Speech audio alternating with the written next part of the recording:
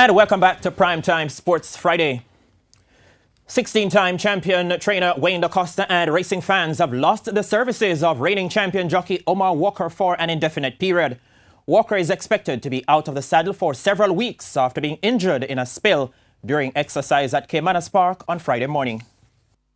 The reigning five-time champion jockey was exercising a 2-year-old colt from the barn of champion trainer Wayne Da Costa when the incident occurred.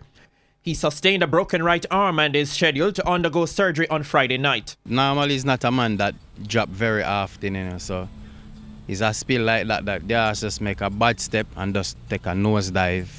So, no jockey expect that drop. It's not like him break him foot and stumble. So he's looking out for the drop.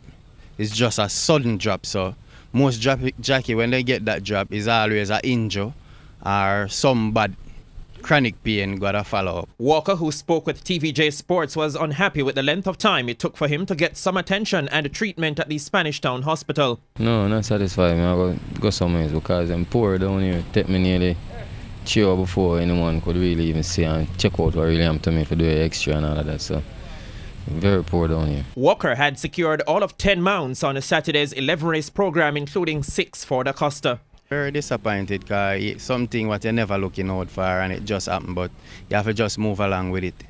Replacement jockeys for Walker on Saturday's program have not yet been approved by the race day stewards.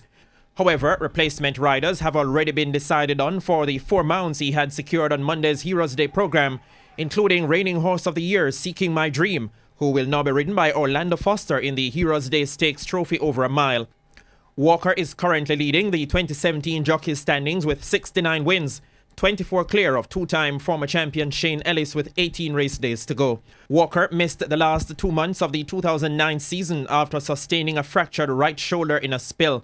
That year, he held on to win his 3rd jockey's title by just 1 win over Paul Country Francis.